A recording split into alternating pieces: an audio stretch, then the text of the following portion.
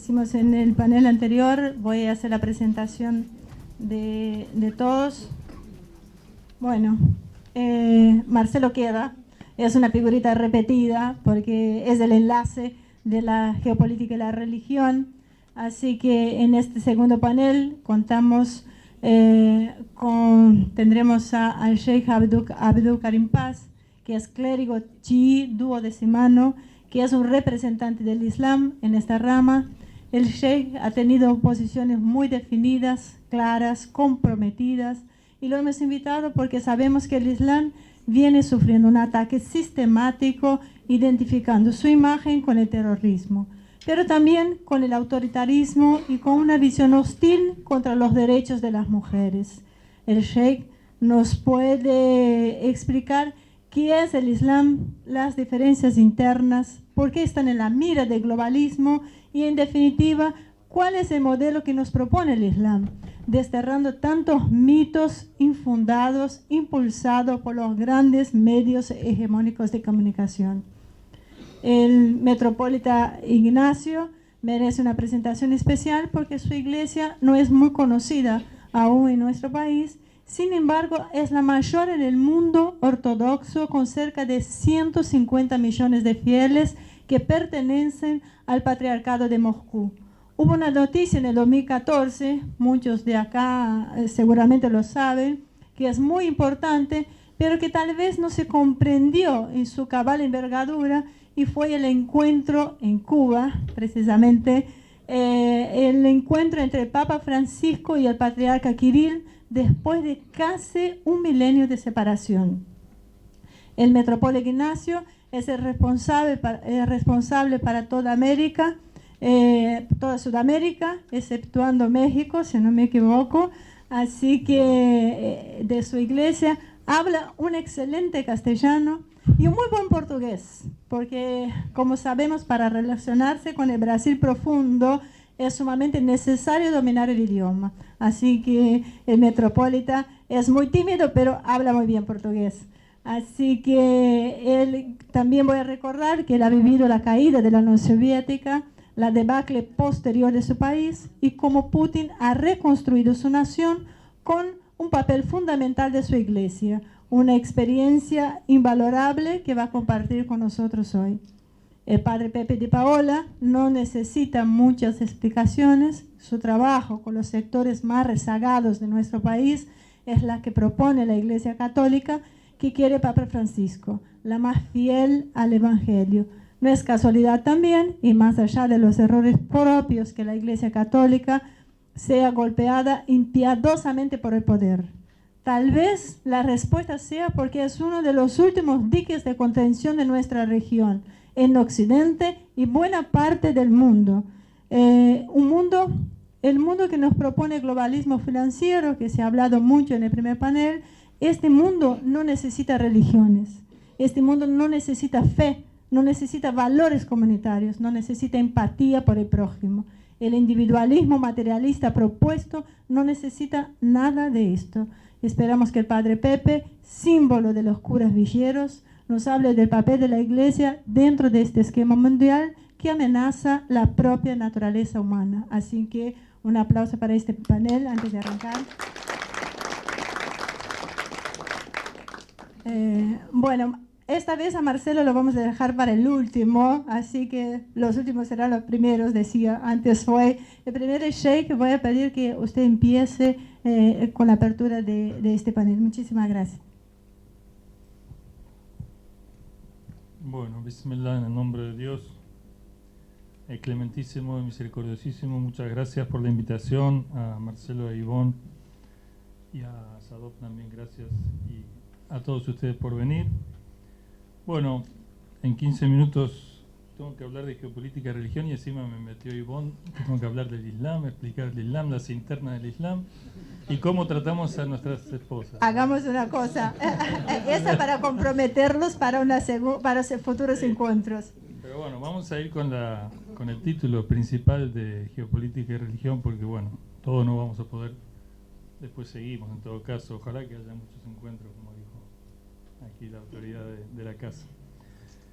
Y realmente el encuentro es importante, escuchar, ¿no? Escuchar acá al hermano Vila que reclama, digamos, con mucha objetividad, digamos, con mucha lo que fue una utilización perversa de lo religioso en algunos. Obviamente no podemos generalizar porque hubo ejemplos paralelos, pero quizás minoritarios, o vaya a saber. Pero de la religión, digamos, en América, ¿no? De la religiosidad en América, de las proyecciones de la evangelización y demás. Pero sería como que alguien, digamos, hablase de los kirchneristas por los robos de los bolsos de López, digamos, esas reducciones, esas generalizaciones, se dijo bien acá, generalizar y más sobre religiones, ya no fenómenos políticos determinados en un espacio, en un tiempo, sino fenómenos religiosos tan vastos como estas religiones monoteístas a lo largo de la historia, o el tema de los evangelistas a Bolsonaro. Acá tenemos un pastor, digamos, que no tiene nada que ver con eso, como muchísimos pastores que no tienen nada que ver con eso, pero los hay también, evidentemente que los hay. Y el poder hegemónico es muy fuerte y realmente se muestra como una cosa mayoritaria, no siéndola, pero realmente confunde. Así que yo voy a tratar de ver si podemos hablar de lo religioso en lo geopolítico, pero desde otro ángulo, quizás no tanto de lo que se hizo mal en la historia, sino de lo mucho que se hizo bien en la historia de lo religioso con relación a lo geopolítico. Yo soy teólogo y filósofo, y la teología y la filosofía son las dos únicas ciencias o conocimientos que se ocupan de los fines. Los demás, las ciencias empíricas, se ocupan de medios o del conocimiento del mundo. Pero sobre el principio y la finalidad del mundo se ocupan teólogos y filósofos. Los teólogos, siguiendo a los profetas, tienen un idioma mucho más masivo que los filósofos, que son una élite intelectual, que hablan para las élites intelectuales. Vaya uno a ver en una villa si hay algún retrato de Aristóteles o Platón. Es imposible. Sin embargo, de Jesús lo va a ver en todos lados. Entonces, o en el mundo islámico del profeta Muhammad o Mahoma en español, como dicen. Los españoles no se esmeraron mucho por traducir a Muhammad, porque los ingleses dicen Mohammed, los franceses dicen Mohamed, los españoles dicen Mahoma. Como a los salam le pusieron salame. Cuando vinieron acá, los árabes que se llamaban salam, paz significa paz, salam, le pusieron salame. Entonces todos los salames que hay en la Argentina son islámicos. Sí, terrible, muchos salames, pero algunos realmente no son salames. Bueno, la cuestión es que el Papa Francisco, un gran pensador y un gran hombre, sin duda, a que nosotros los argentinos nosotros los argentinos somos muy caníbales, no nos comemos entre nosotros, porque la verdad tener un Papa, todo el mundo se muere, digamos. Me gustaría mucho que el Papa, aquel que fue elegido por el Espíritu Santo, y de los católicos, yo creo que el Espíritu Santo esta vez estuvo más presente en la elección. Creo que es importante resaltarlo, debería ser mucho más escuchado. Hicieron bien en ponerlo iniciando este encuentro. En Laudato Si, él dice que la salida de la crisis, estamos en una crisis terminal. Si antes acusaban a la religión en su incidencia en lo político y en lo público de llevar a unas guerras y las guerras santas y las luchas y demás, o la evangelización o todos los abusos de la evangelización, en la llamada evangelización, que muchos no, realmente lo que les interesaba era el oro y la plata, que nos pusieron. Yo cuando estoy en Irán muchas veces le digo, nuestro país se llama Argentina, le pusieron el nombre de la Plata al país. Ya estaban completamente concentrados en lo suyo, Río de la Plata. O sea, era muy fuerte lo que venía a buscar acá. Pero no todos hicieron eso, y hoy en día el secularismo ya hace mucho tiempo que está, se tiene que hacer responsable de los desastres que hace también. No todos los religiosos hicimos desastres, digamos, los que en el pasado, sino que el secularismo también trajo 2 guerras mundiales, trajo bombas atómicas, trajo, bueno, la usura a escala global, lo peor del neocolonialismo a nivel mundial, realmente muchas cosas que son aberrantes, que se están viendo, y nosotros también podemos entonces, con ese criterio, digamos, descartar a la democracia, a los sistemas republicanos, a los derechos humanos, porque en nombre de todo esto se están haciendo desastres. Pero obviamente sabemos que no es así, que estos son valores que hay que rescatar por más que los utilicen mal. Y hoy somos acá todos testigos en Argentina cómo se habla de república, y a la República, la verdad que en Comodoro Pro o Comodoro Pi se la deja muy mal parada muchas veces.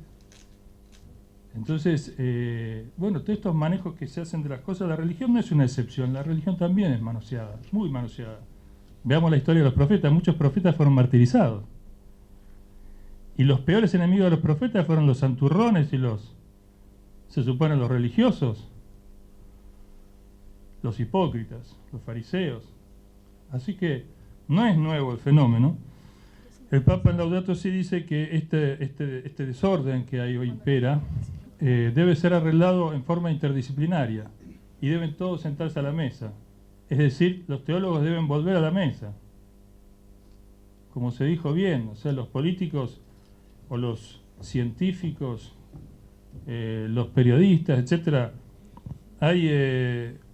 todos están invitados a la mesa. Los teólogos fueron expulsados de la mesa hace tiempo por los excesos cometidos en algunos casos o por mala fe. Lo cierto es que tiene que volver.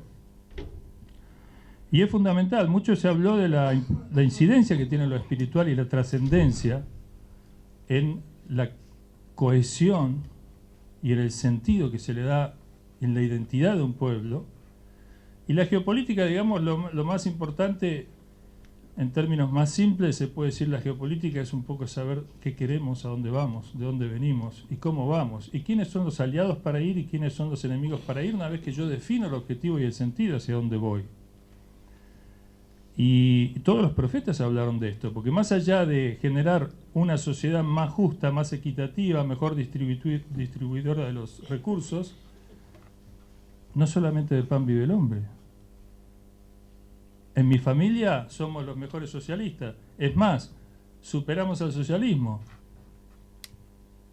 Nuestras mamás han pasado frío y hambre para que nosotros comamos. Eso es más que socialismo. En la familia reina el amor. Y sin embargo, no agota el sentido de la existencia el amor de la familia. Es, casi diríamos, un medio para fines mucho más significativos, importantes. ¿De dónde venimos? ¿A dónde vamos? ¿Quiénes somos? ¿Hay vida después de la muerte o no? ¿Hay juicio? ¿Tendremos que dar cuenta de nuestras obras o no? ¿Quién nos trajo acá? Macri, que no nos trajo, digamos, estamos las horas, días, meses y años que hablamos de Macri y Cristina, pero de dónde venimos y a dónde vamos no hablamos nada. Es un tema totalmente marginal. Es decir, y encima los que se ocupan de eso son los filósofos, peor. Éramos 70 cuando entramos en la facultad acá en la UBA, terminamos 20. Y andá a conseguir un trabajo de filósofo. No te pagan un docente por ahí, los docentes, somos docentes, nos morimos de hambre con los docentes. Pero bueno, acá estamos en el sindicato, que menos mal que está, si no estaríamos peor todavía. La cuestión entonces, volviendo a lo mío, es que yo tengo este libro que está acá. Como no lo puedo resumir, le voy a decir algunas ideas fundamentales. Dice, los sacerdotes del tercer mundo y la visión islámica. Porque yo estudié teología, entonces desde la teología tenemos creencias y tenemos una unidad estratégica entre el Islam y el cristianismo. El judaísmo también, no lo dejo acá al compañero afuera, para nada. El judaísmo es un tema muy importante, el del judaísmo, pero ahora quiero enfocar esta relación estratégica entre Jesús y Muhammad, entre el Islam y el cristianismo. Y yo les puedo asegurar, y recuerden lo que les digo, que vamos hacia una materialización de esa unidad estratégica de las religiones abrámicas, y marchan en dos sentidos. No es en vano que la deformación de las religiones monoteístas sea hoy el instrumento de poder más fuerte que utiliza el imperialismo, que yo disiento que se haya acabado, solamente que mutó sus formas, en el dominio del mundo, donde una región súper estratégica y muy importante de dominación a nivel mundial es el Medio Oriente, y en el Medio Oriente el tema de la religión es un tema fundamental, y tenemos las dos expresiones. Arabia Saudita representa al Islam, esa monarquía que mantiene la industria de armas de Inglaterra y Estados Unidos. Israel representa el judaísmo, se habló hace un rato acá. Las políticas de Israel. Obviamente los judíos quieren tener su tierra, todos quieren tener su tierra, pero ¿a qué costa? ¿De qué manera? ¿En una tierra que está ocupada o una tierra que está libre? ¿Y qué se hace con los habitantes de esa tierra? ¿Tenemos que esperar al Mesías para que haya un reino de Dios en la tierra? ¿O tenemos que aliarnos con Gran Bretaña y entrar con la bayoneta, como decía Gandhi? No, con la bayoneta no se entra, eso no es el plan del Mesías. Y la estrategia del cristianismo y el islam pasa porque yo creo, esto es un debate largo con el hermano judío, es que el Mesías es Jesús. Y algunos judíos lo reconocieron y otros no lo reconocieron. Y Jesús vuelve. Y eso es una verdad, digamos, en la cual los cristianos creen todos. Y los musulmanes todos creemos que Jesús viene.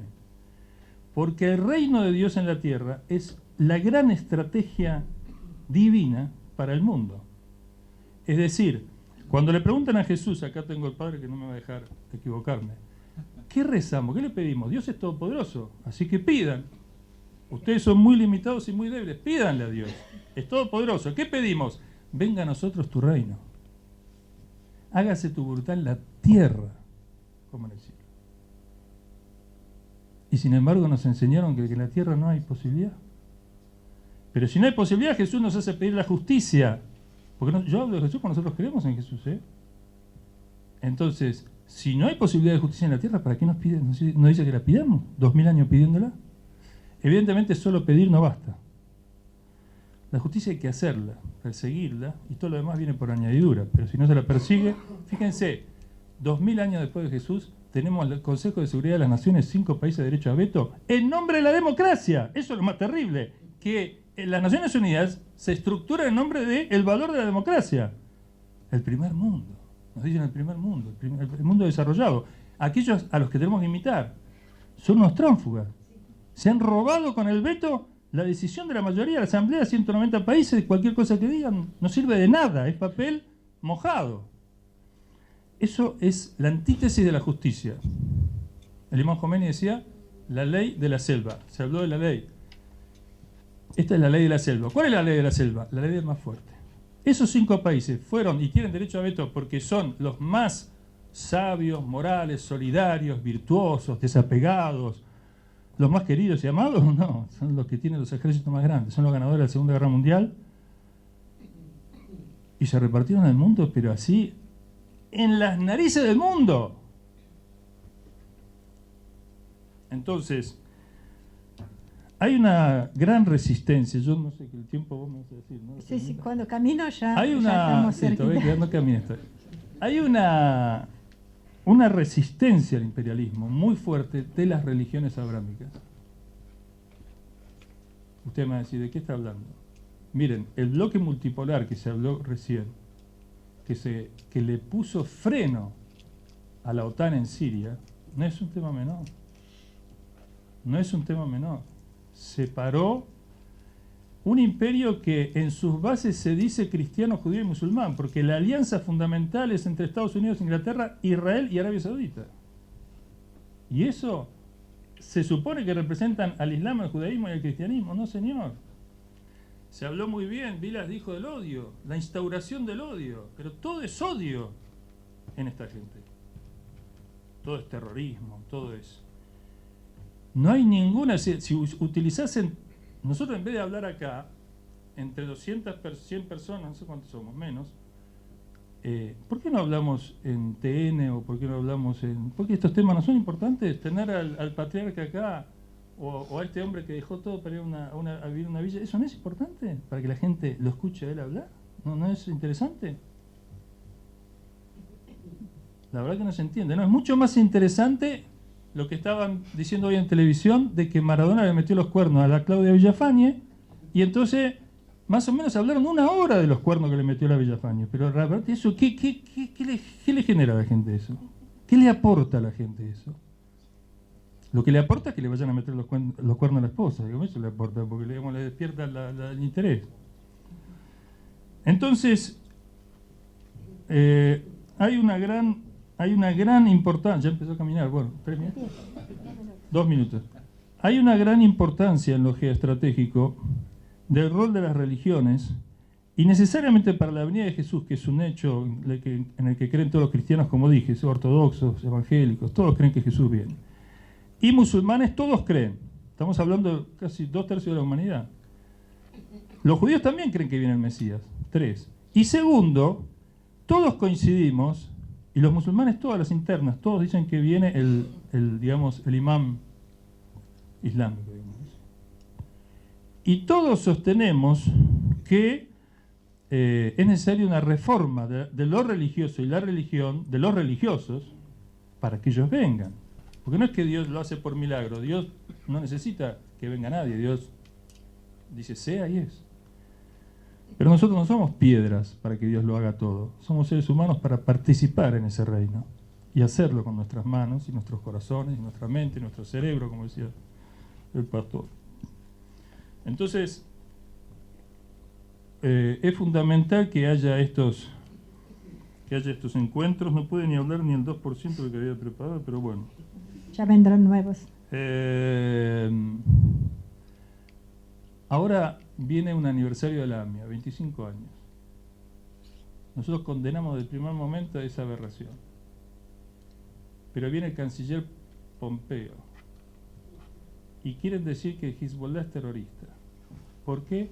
Porque entonces ellos nos van a defender. ¿De quién? De Hezbollah. Muy bien. Pero ¿dónde estaba Hezbollah? Dicen, ¿dónde está Hezbollah? Qué vivos que son. Lo ponen en la triple frontera, donde está el punto neurálgico del Mercosur y además el punto neurálgico de la cuenca del Plata y de la cuenca del agua potable una de las más importantes del planeta, y el Amazonas. Son vivos para poner el terrorismo, digamos, ubicarlo. Y es toda una gran mentira que no se sostiene. Por eso bien dijeron que Dugan desmanteló la mentira de Nisman, de que lo mató Cristina con los comandos iraníes y venezolanos. Es una pavada, eso realmente no resiste el menor análisis de nada. Nos toman de imbéciles total. Entonces, la verdad es que bueno, y nos meten miedo, ¿eh? Yo le puedo asegurar que hay gente que a mí me tiene un miedo bárbaro y yo no sé, yo sí. Menos, hasta las cucarachas no tienen miedo de mí. No hacemos nada nosotros. Por Dios que no hacemos nada, pero hablamos. Como dijo alguien, hablamos. Ese es el gran terror. Tenemos voz y hablamos. Pero después no tenemos ni cartuchera, ni tenemos nada, no tenemos nada. El Imam Khomeini no tenía nada para hacer, no tenía nada, no tiraba un tiro. Pero hizo una revolución que le viene ganando todas las batallas al imperio. Le quisieron meter un dron en Irán y se lo voltearon. Y se acabó. Se acabó. Y ellos dicen, se acabó la época que hacían una señal y se sacaban reyes, ministros, se cambiaba todo como ellos querían. Se acabó. Y eso es una gran noticia. Y eso viene de la fe de un pueblo. Pero hablar de esto es prohibido, ¿eh? Van a venir presiones de todos lados. Pero bueno, basta. ¿Hasta cuándo? Se están robando todo. Si alguien robó un bolso, ahora se están llevando el convento, señor. Se están llevando el convento. Con la monja inclusive. Es demasiado, yo la verdad que no sé. Y no lo digo yo y termino así, juro que termino con esto. Lo dicen ¿cuántos miles de millones de dólares se fueron? ¿No le quieren llamar robo? Bueno, se fueron. O sea, si lo tenían los argentinos y ahora no lo tienen más, se fueron. Está bien, ¿no es robo? Bueno, está bien. Si no es robo es mucho más grave. Porque si el ladrón o el amigo me lleva todo de mi casa y encima me dice que no es robo, entonces es mucho más grave de mi parte. Si yo digo, no, sí, te lo llevaste bien, tenías razón, y me quedo en la pobreza y con hambre, estamos realmente muy mal. Y bueno, capaz que se los vota de nuevo. Yo creo que no, pero bueno, veremos. Gracias. Ahora tenemos la palabra el metropolita Ignacio, por favor. Me da igual, por favor. Entonces, en primer lugar, quisiera agradecer a todos los organizadores de este encuentro muy importante y, en primer lugar, las dos personas que son muy inteligentes y muy guapas. Muchísimas gracias. No soy geopolítico y tampoco no soy político. Soy sacerdote y por eso quisiera decir algo sobre solo un base, en la cual aparecen todos los problemas, políticas, geopolíticas, sociales, económicos también. Es una base espiritual y psicológica.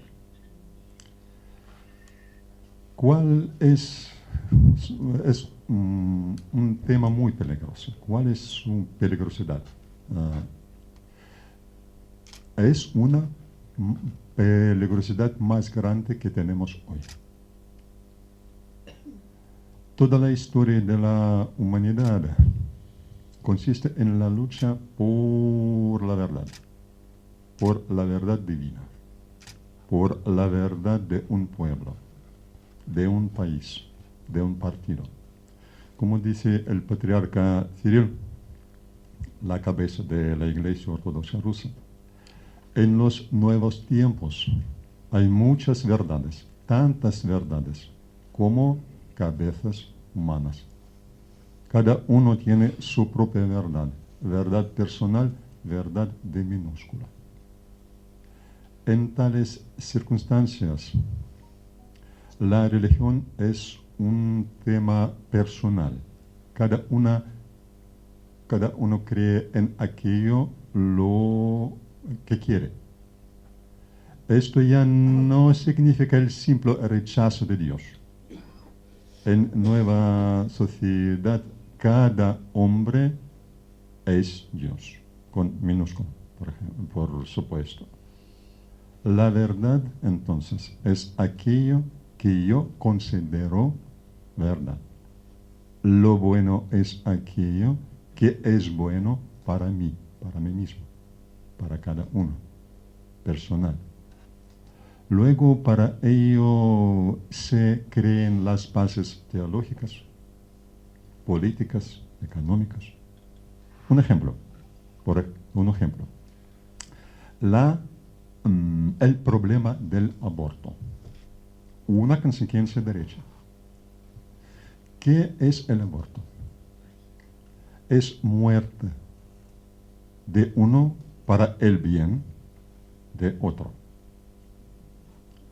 El bien o comodidad o confort es la razón. Y luego se establece una ley que no considera personas a los aún no nacidos. Se preparan luego programas de educación sexual. Se abren un gran número de clínicas de tal efecto. Y el resultado final es que matan más que 55 millones de pequeñas criaturas divinas cada año. 105 por cada minuto. Mientras estamos hablando aquí, estamos conversando, se han asesinado 6.000 personas pequeñitas. ¿La razón cuál es? Lo bueno es aquello que es bueno para mí. No quiero tener hijo. Es bueno para mí. El género. Es problema colosal. Nuestro hombre contemporáneo ya se pregunta a sí mismo, ¿por qué soy hombre o mujer? Y se responde, yo soy libre. Yo puedo elegir a mí mismo, mi sexualidad por mí mismo. Le contradicen diciéndole, el hombre debe ser hombre, la mujer, mujer. Y aquí su respuesta aparece. ¿Quién dijo esto? Dios, pero Dios no existe. Ustedes o la sociedad acaso, pero ¿por qué debo escucharlos? Si el Estado declara el derecho humano a la vida privada, entonces hago lo que quiero. De nuevo. Antes esto era imposible incluso imaginarlo. El género se consideraba dado por Dios, pero ahora a Dios lo borraron de su cosmovisión. El progreso tecnológico ha dado enormes posibilidades. Hoy el ser humano puede elegir su cuerpo. Lo quiere de hombre, pues elíjalo. De mujer, por favor. O alterne cuantas veces quiera. No hay ninguna barrera en los conceptos ni en las ideas.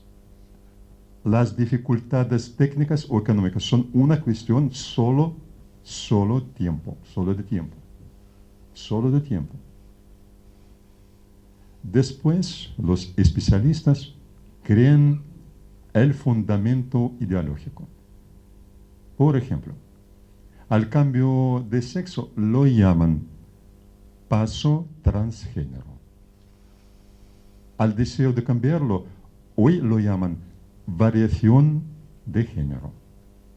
Y afirman que no se trata de una enfermedad, sino que es una manifestación, estoy leyendo, de la variedad y la libre autoexpresión del hombre. Aún más se creen al efecto las tecnologías e industrias médicas. Estoy leyendo también.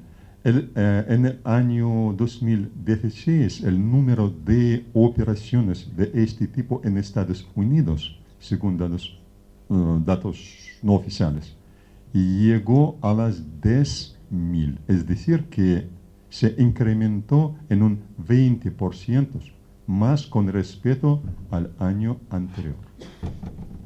La razón, otra vez, quiero ser tal cual lo deseo. Imaginemos por solo un minuto cómo se desarrollarían el hombre y la humanidad con tal cosmovisión.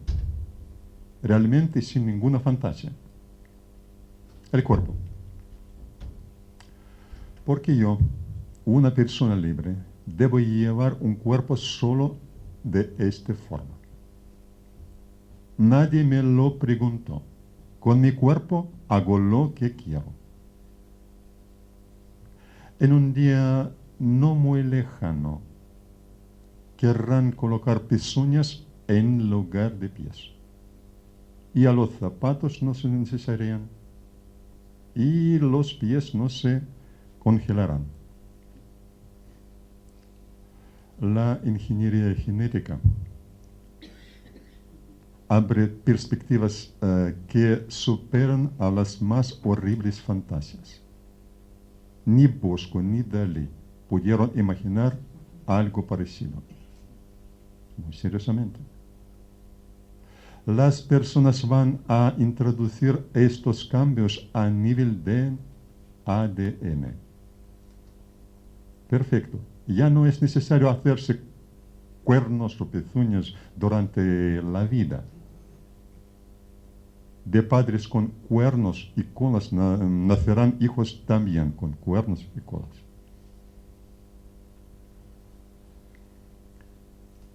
Les aseguro,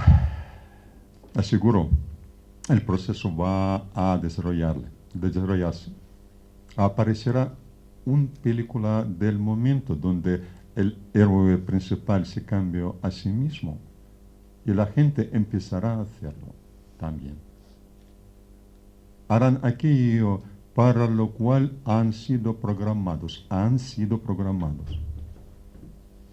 Como ocurre con la moda, nadie le pregunta a la gente qué es lo que quiere llevar puesto. Lo que algunos dicen que está de moda, otros lo siguen y la mayoría lo acepta. Y nada más.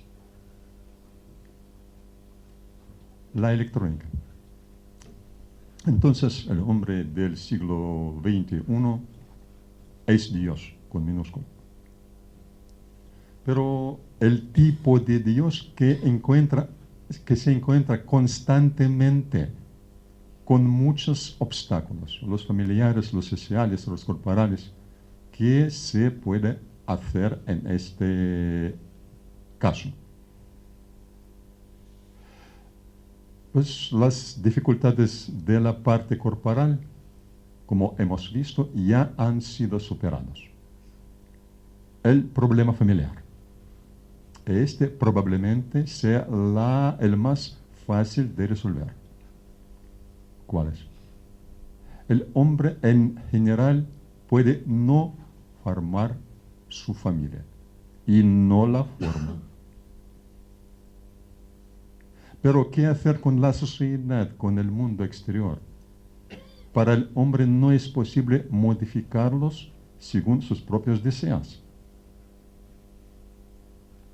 No es posible modificar la realidad concreta, pero se puede crear una realidad virtual donde encuentra lo que quiere, cuánto quiere y cómo lo desea. Muchos esfuerzos de la tecnología informática se dedican ahora a la creación del mundo virtual, muchísimas. Ustedes los conocen. Solo para el hombre, para nosotros entonces. Exclusivamente para el hombre. Él es Dios, ya con mayúscula, en ese mundo. Puede crear cualquier animal y universo, y muchos de ellos. Puede destruirlos y disponer de ellos según su deseo. Solo Él tiene en sus manos el derecho y el poder de la vida o muerte. No hay ninguna restricción, ni las sociales, ni las morales, ni tampoco las religiosas. Se realizarán ideas más audaces y fantásticas, pero se realizarán mucho más las ideas horribles y las pecaminosas. ¿Por qué? Porque como nosotros, los sacerdotes cristianos, sabemos que la naturaleza humana está dañada por el pecado. Y el hombre tiende más al pecado que a la virtud. Es obviamente. Y no lo contrario. No es difícil de imaginar qué monstruos espirituales se manifestarán en futuro personalmente. El peligro, como un muro negro, viene hacia la humanidad. La realidad superará todas las expectativas más fantásticas. He empezado mi breve discurso con las palabras del Santísimo Patriarca Kirill.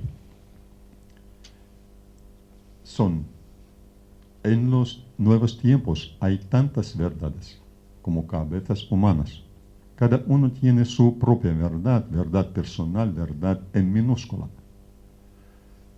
Todas las catástrofes sociales y económicas tienen una única fuente. El corazón y la mente del hombre. No nos libraremos de todas estas catástrofes hasta que cambiemos el corazón, la forma de pensar. La Iglesia dice esto durante toda su historia, tan fuerte que no se puede decir más. Y continuando, el corazón del corazón son las palabras de Jesucristo mismo.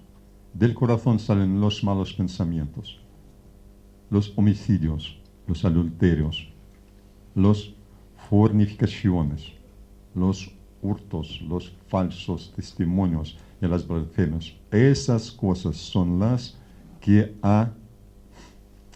contaminan al hombre. Estos malos pensamientos se realizan en la corrupción, la delincuencia el odio social también, como Pablo ha dicho. Eso ya ha afectado a todos, a los ricos, a los pobres, a los fuertes, a los débiles. Nunca alcanzaremos la estabilidad política, la paz, la calma, la solidaridad de la gente, hasta que eduquemos a la persona de tal manera que pueda diferenciar entre el bien y el mal, escoger el bien y seguirlo. Continuando el pensamiento de su santidad, quiere decir que la sanación de todo o la llave de resolución de cada problema global también se encuentra en la cabeza de cada uno de nosotros. ¿Cómo encontrar esta llave? Podemos hablar en esto en la próxima reunión, creo. Muchas gracias.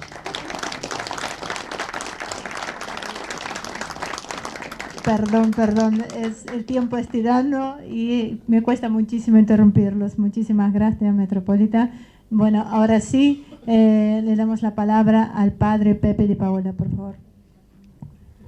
Bueno, buenas noches y gracias por la invitación. Quiero aclarar, para no ser descortés, que después de hablar me tengo que ir. No me quedo a las preguntas, porque tengo que estar en la villa temprano. Pero realmente muy contento de participar y además con un panel tan variado uno recoge también muchos frutos diferentes como para poder seguir pensando. Nosotros como Iglesia Católica nos paramos en América Latina frente a un grave problema. Es decir, aquí se habló de lo que significó la evangelización. Nosotros celebramos los 500 años reconociendo aquellos errores que se han dado, cosas que no han hecho en otros lados. Por ejemplo, aquellos que han colonizado África a través de otras iglesias, ¿no? Creo que hay una apertura en la Iglesia Católica a una crítica de aquellas cosas que se hacen mal, que a veces ayudan justamente a una unidad que vemos plasmada y que nosotros constatamos en el criollo, en el mestizaje que se dio en la América Latina, que ha formado un pueblo unido desde México hasta la Argentina, ¿no? Más allá de la lengua española o portuguesa, una unidad muy grande, una unidad que parte de una misma, que nos da una misma identidad, que nos da la misma fe, la misma identidad, una cultura que amalgama lo nuevo y lo propio de los pueblos originarios. Me ha tocado estar en Salta hace poco, subimos un cerro con algunos chicos y hicimos con nuestro guía los ritos de la Pachamama y él mismo también compartía la misa con nosotros. O sea, realmente un compartir que se da en forma natural. Me tocó estar con la pastoral del Hogar de Cristo, centros de recuperación que hacemos en todo el país, con aquellos que son de los pueblos originarios, Huichis y otros grupos más, y compartir celebraciones en donde está como presente la totalidad, ¿no?, de lo que es la América Latina. Justamente esta es la gran preocupación, y ya está dicho de hace mucho tiempo, pero realmente nuestros políticos y los distintos gobiernos han o sido cómplices o han tenido poco en cuenta esta advertencia de cómo se quiere romper esa unidad latinoamericana. Y tenemos una tarea muy grande, son 500 años en donde hay religiosas, religiosos, sacerdotes que han dado su vida.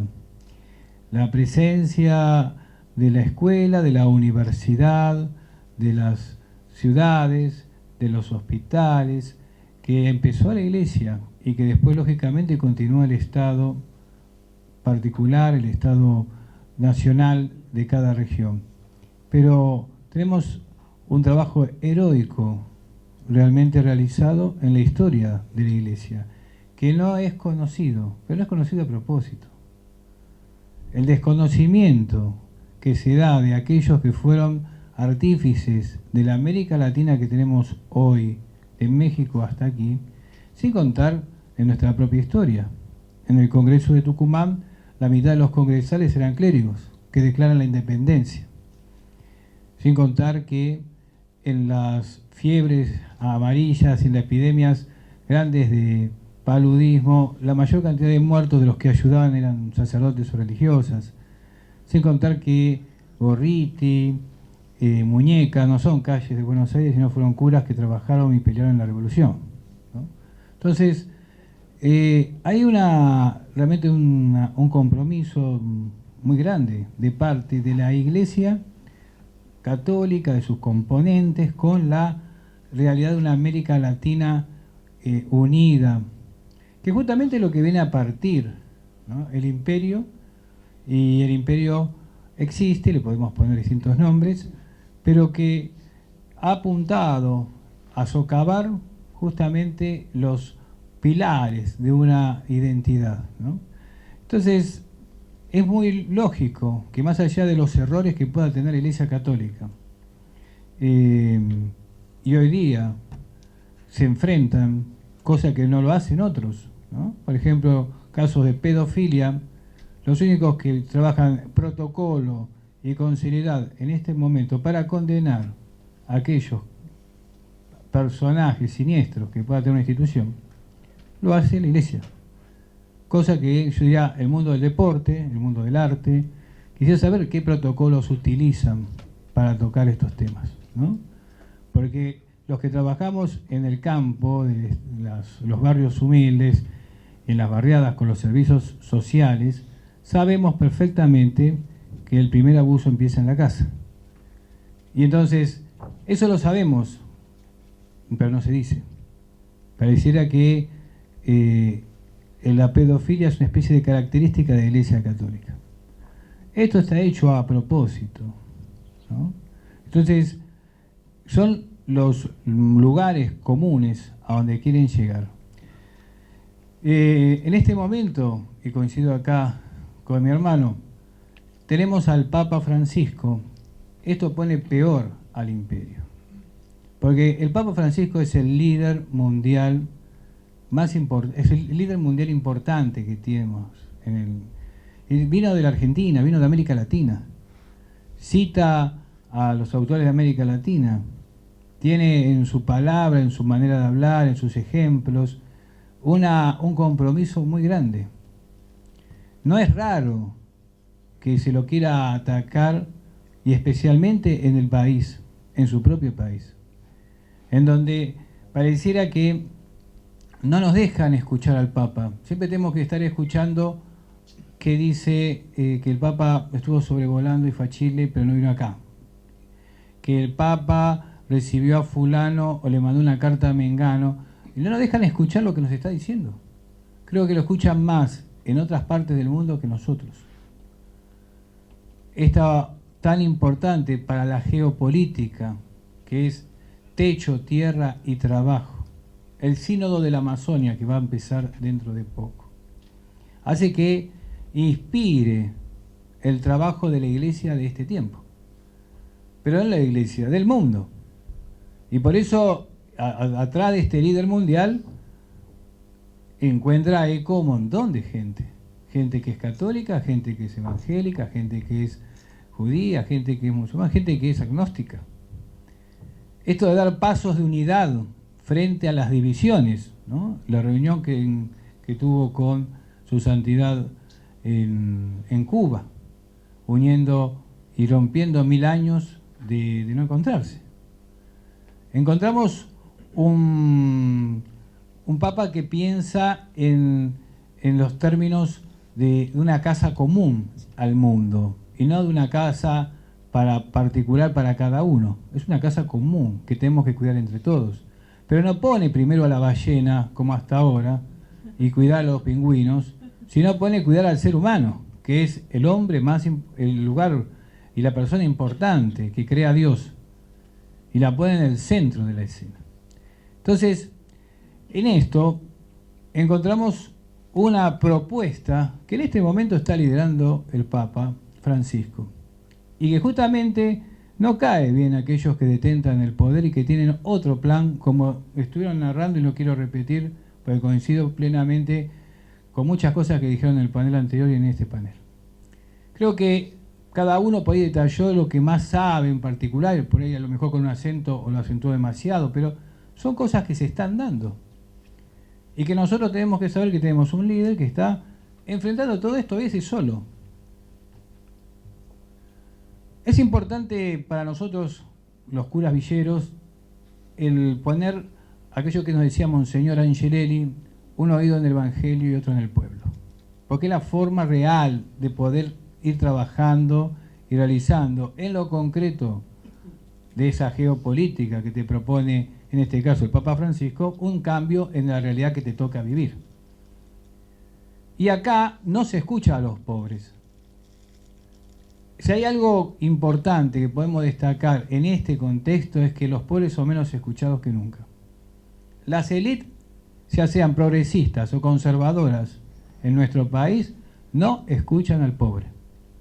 Hablan en el nombre del pobre. Son incapaces de compartir con el pobre y pensar que pueden aprender algo del pobre. Siempre se acercan al pobre con la mirada de que le tengo que transmitir algo porque no sabe, porque es un pobrecito. Cuando en realidad me tengo que acercar al pobre sabiendo aquello que dice Jesús: te alabo, Padre, porque esto no se lo revelaste a los sabios y a los prudentes, sino a los pequeños y a los humildes. ¿No?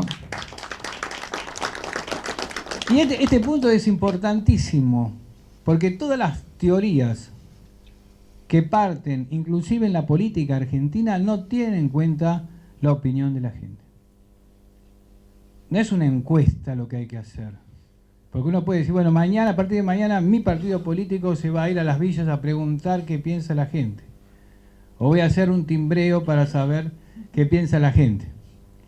Yo digo, lo importante es vivir con la gente humilde y la gente pobre para saber cuáles son sus necesidades, cuáles son sus pensamientos, cuáles son sus inquietudes, dónde están sus anhelos más profundos. Y la única manera de hacerlo es compartiendo la vida con ellos. Por eso nosotros somos agradecidos a Carlos Mujica y a sus compañeros cuando dijeron en ese movimiento de Sacerdotes para el Tercer Mundo, que prometo leer el libro que acá hizo el compañero, que es irse a vivir a los barrios pobres, ¿no? Porque en ese momento es cuando vos podés decir, puedo compartir y entender y en parte transmitir algo de lo que siente y vive la persona que realmente está en esos índices que te da o la UCA o el INDEC o el que sea. Hay realmente en la iglesia en este momento una experiencia muy grande, inclusive a través de los hogares de Cristo, que son esta propuesta que tenemos, cuando el Papa dice yo quiero una iglesia de campaña, como un hospital de campaña, pensando en una iglesia que no atienda solamente para dar misa, sino que sea realmente un lugar en donde haya lugar para todos, ¿no? Una batalla deja atendido un montón de gente y todos tienen que tener lugar dentro de la misma iglesia, dentro de la misma tienda del hospital. Y esta es un poco la idea y el trasfondo que tenemos como propuesta en este trabajo que tratamos de realizar en los barrios más carenciados. En este momento hay muchos chicos y hay un tema que es importante dentro de la geopolítica que tenemos que tratar, que es el narcotráfico. El narcotráfico es un poder en sí mismo que va mitigando, ¿no?, las fuerzas de una sociedad. Va reemplazando los poderes, va comprando, va siendo realmente una especie de enfermedad que se va metiendo en las sociedades latinoamericanas. Y por eso es algo que realmente atenta contra una vida sana, en el caso nuestro que estamos trabajando con los chicos, pero atenta contra una idea de nación y de identidad. Está realmente reemplazando los poderes del Estado también, porque si uno se pregunta cuánto puede ganar un soldadito, seguramente va a ganar más que un chico que va con un plan a trabajar a levantar la basura en alguna de las cooperativas, ¿no es cierto?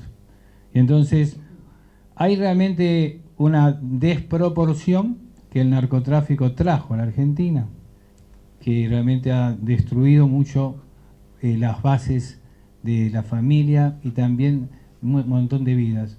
Son muchísimos los muertos también por la droga. Y cuando uno lo planteó o plantea en la geopolítica estas alianzas estratégicas que se hacen, te miran como diciendo, ¿qué estás diciendo? Yo cuando fui al Congreso para decir que Lagarde se había reunido con el presidente y después de esa reunión surge el tema del aborto en la Argentina como propuesta del presidente a debatir, me saqué el semáforo rojo en Clarín, para que veas que bueno solamente. Entonces, digo, más allá de esto, lo malo es cuando los argentinos nos sumamos a esa discusión. Tenemos que decir, no, esto sí es un tema que queremos discutir, discutámoslo de otra forma. Si es un tema que consideramos importante, no puede ser un Boca River, no puede ser un pañuelo contra otro pañuelo. Tiene que ser un tema de reflexión, un tema de discusión, que sea serio, que sea profundo. Pero justamente nos están tirando temas para entretenernos, para que no vayamos a charlar las cosas serias. Pero sin embargo te ponen cosas serias porque seguimos todo aquello que nos proponen de afuera. El otro día, uno de los candidatos, y con eso termino porque empezó a caminar acá mi compañera, uno de los candidatos a la vicepresidencia dice que la Iglesia, lo dijo cuando era su senador, dice que la pobreza es casi algo patológico dentro de la Iglesia, ¿no? Lo quiso decir que solamente se podía hacer a través de una mirada más protestante, en donde el capitalismo tenga un lugar importante, ¿no? Ahora es candidato a vicepresidente, ¿no? Y entonces tenemos que dejar de ser católicos casi para poder realmente realizarnos en la Argentina. Entonces, fíjense que, bueno, después mencionó que se dio cuenta que tenía que hacerlo cuando visitó Washington, ¿no? Ahí tomó la decisión. Pero digo, qué importante es darnos cuenta que hace mucho tiempo estos poderes están tratando de ir deteriorando y minando el campo popular y las bases de la América Latina, que siguen trabajando y ahora con mucha más fuerza. Y sobre todo, hay algo que les preocupa mucho, que el Papa es un Papa argentino y que tiene que ver con esta cultura latinoamericana. Muchas gracias. Muchísimas gracias, Padre Pepe y Paola. Bueno, ahora le damos la palabra a Marcelo Ramírez, que va a hacer el cierre del panel antes de empezar con las preguntas. Bueno, es casi sacrílego, diría, intentar hablar después de todas las cosas que fuimos escuchando acá. Creo que lo mejor que puedo hacer es ser absolutamente breve. Quiero mostrarme complacido y creo que todos lo estamos por ver tantas posiciones diferentes, pero que a la vez se han podido sentar, hablar, explicar, y creo que todos nos llevamos un poquito de lo que cada uno traía y que nos abre un poco la mente para ver que los desafíos son más completos, pero más complejos de lo que pensamos, pero también que hay una reserva moral, tanto en la sociedad civil como en la sociedad religiosa, que es importante atender y que nos puede dar esperanza, porque creo que los desafíos son, como estábamos diciendo, realmente muy grandes. Yo creo que, y con esto cierro, si uno piensa todos este tipo de políticas en general que se están poniendo de moda, todas confluyen en lo mismo, en la necesidad de bajar la demografía. Nosotros tenemos hoy un sistema productivo que no necesita más mano de obra, que sobra gente, sobran sobre todo gente que sea pobre, porque lo que vale hoy es el consumidor, no la persona. Entonces, a partir de eso, todo lo que ayude a disminuir la cantidad de seres humanos sobre la Tierra será bienvenido. Creo que lo que estamos viendo son todas estas políticas en acción que empiezan a bajar a la Argentina hoy con mucha fuerza y que realmente yo creo que como ejemplo de esto, Ted Turner en una entrevista dice: nosotros con 300 millones de personas viviríamos mucho mejor de lo que vivimos ahora. Unos meses después, por el escándalo que había ocasionado, aunque escándalo a medias porque este tipo de cosas se suelen filtrar mucho, dicen, bueno, 2.000 millones, con 2.000 millones estamos bien. Bueno, pensemos dónde estamos nosotros, somos los 5.000 o 6.000 o 7.000, depende la cifra que queramos tomar, que es excedente de población y que, como decía el padre Pepe, por eso nos importan más las ballenas que la gente, porque en realidad tenemos que alterar el curso de la humanidad, tenemos que relativizar lo que es el ser humano y, un poco tomando lo que decía el Metropolita, romper la sacralidad del ser humano. Así que bueno, gracias y abrimos a las preguntas. Bueno, y un aplauso para el padre Pepe que se tiene que retirar.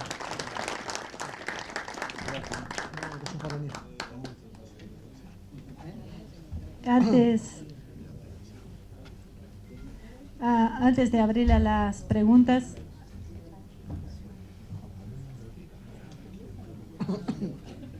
antes de abrir literalmente a las preguntas, voy a hacer un anuncio parroquial, voy a pedir que me pongan un flyer acá. Es de una actividad que se va a realizar el próximo miércoles, así que vamos a estar aterrizando por Longchamps, porque la geopolítica y su impacto en la política nacional, creo que ahí tenemos tres caras conocidas, la del medio, está ahí atrás de cámaras hoy, pero bueno, va a ser su primera exposición, es traer cómo afecta todos estos movimientos, como dijo el padre Pepe, que parecen tan ajenos, pero en la vida cotidiana de todos nosotros, ¿no? O sea, de aquellas personas que están haciendo su tarea cotidiana, no importa el trabajo que haga, pero nos vemos afectados por los grandes movimientos globales. Así que de acá también nos está colaborando Luis en la organización de eso, así que quería darle muchísimas gracias a todos ustedes.